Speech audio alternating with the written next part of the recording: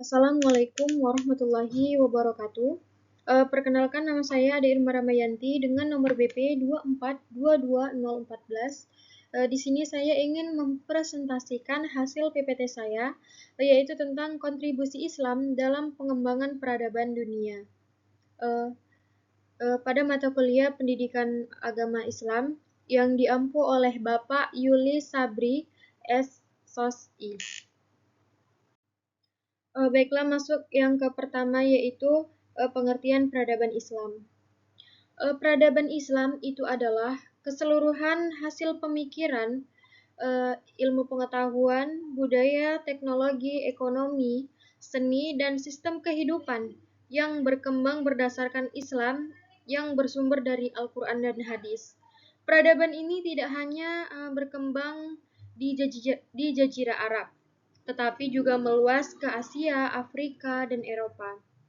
Nah, adapun ciri-ciri dari peradaban Islam yaitu melandaskan Al-Quran dan Hadis, kemudian mengembangkan ilmu pengetahuan dan teknologi, kemudian menghargai keberagaman budaya, serta menjunjung tinggi keadilan dan kemanusiaan, mendorong kemudian maju dalam berbagai bidang kehidupan. Selanjutnya yaitu ada latar belakang perkembangan peradaban Islam. Perkembangan peradaban Islam mulai dari Nabi Muhammad SAW dan para khalifah yang meluas dengan pesat ke wilayah Eropa, Asia, dan juga sampai Amerika. Sehingga terjadi kontak budaya secara langsung dengan Persia, Romawi, dan juga Yunani. Dan terbentuklah beberapa pusat pembelajaran Islam seperti Baghdad dan juga Kairo. Selanjutnya itu ada faktor pendorong kemajuan ilmu pengetahuan. Yang pertama itu, ajaran Islam mendorong umatnya untuk menuntut ilmu. Islam sangat menganjurkan umatnya untuk mencari ilmu, bahkan menuntut ilmu itu dianggap sebagai kewajiban bagi setiap muslim. Oleh karena itu banyak ulama dan ilmuwan yang terdorong untuk melakukan penelitian, menulis buku, dan mengembangkan berbagai ilmu. Kemudian yang kedua itu ada stabilitas dan maju dalam ekonomi dan perdagangan. Kemajuan dan ekonomi perdagangan itu membuat masyarakat lebih sejahtera dengan kondisi ekonomi yang baik. Pemerintah dan masyarakat itu memiliki dana untuk membangun sekolah, perpustakaan, serta mendukung kegiatan penelitian dan pendidikannya. Kemudian yang ketiga itu perkembangannya lembaga pendidikan. Pada masa itu banyak didirikanlah lembaga pendidikan seperti madrasah, perpustakaan, dan pusat penerjemahan. Nah, tempat-tempat tersebut itu menjadi pusat belajar dan penelitian sehingga ilmu pengetahuan terus berkembang dan dapat dipelajari oleh banyak orang. Kemudian yang keempat itu ada para petinggi dan pemerintah mendukung ilmu pengetahuan. Para khalifah dan pemimpin Islam sangat menghargai ilmu pengetahuan karena memberikan dukungan berupa dana, fasilitas, dan tempat untuk melakukan penelitian. Nah, dukungan inilah yang membuat banyak penemuan baru lahir pada masa kejayaan Islam itu. Selanjutnya, kontribusi Islam terhadap perkembangan peradaban. Nah, yang pertama itu dalam ilmu pengetahuan. Nah, di bidang ilmu pengetahuan ini, ilmuwan berhasil mengembangkan berbagai cabang ilmu. Salah satunya itu Aljabar yang dikembangkan oleh Al-Khwarizmi. Selain itu, Ibnu Sina menulis buku The Canon of Medicine yang menjadi buku rujukan di banyaknya universitas Eropa selama ratusan tahun. Nah, hal ini menunjukkan bahwa dunia Islam itu pernah menjadi pusat perkembangan ilmu pengetahuan. Kemudian yang ketiga itu ada dalam bidang kedokteran. Dalam bidang kedokteran ini, ilmuwan Islam itu menjadi pelopor dalam pengembangan ilmu bedah dan berbagai alat operasi. Nah, contohnya itu Al-Zahrawi yang menciptakan banyak alat bedah dan teknik operasi yang menjadi eh, dasar perkembangan ilmu bedah modern. Kemudian yang ketiga itu dalam bidang ekonomi dan perkembangan.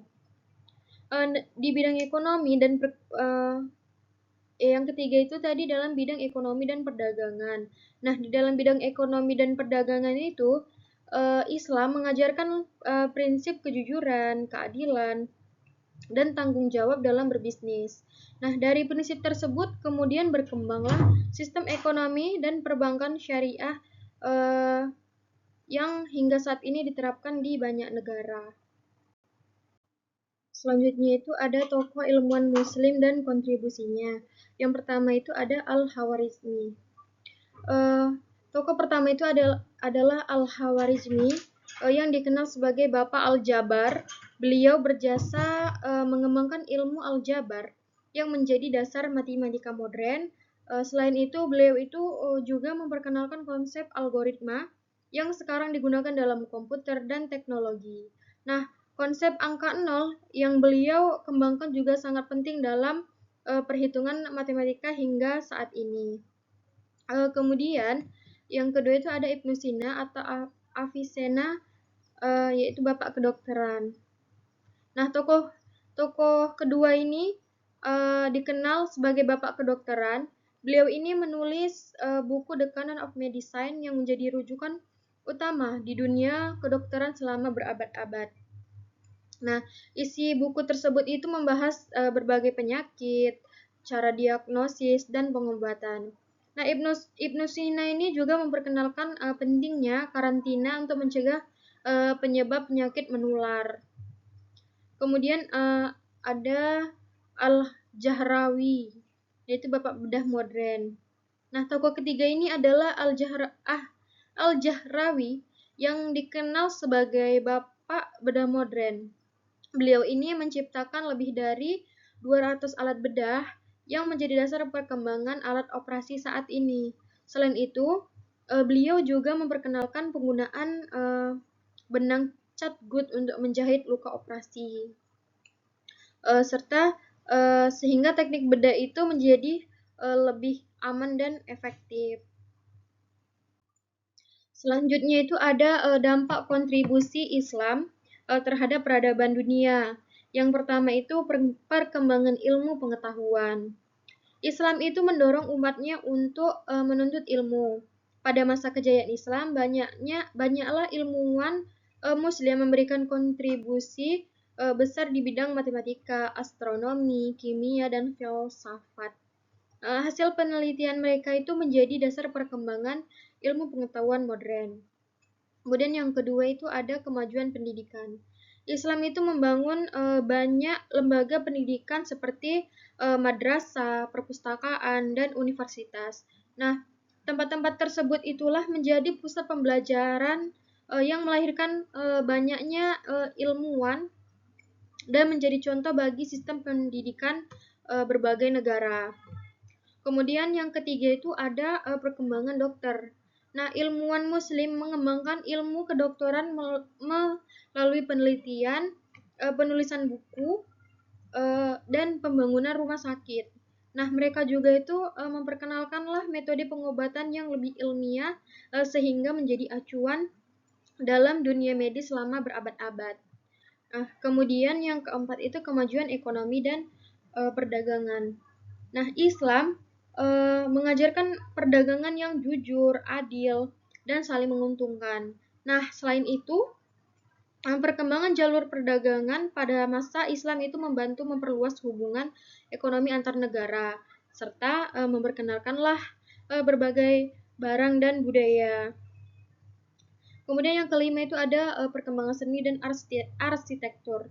Nah, Islam itu menghasilkanlah karya seni dan bangunan yang indah, seperti masjid, kaligrafi, khutbah, dan pola geometris.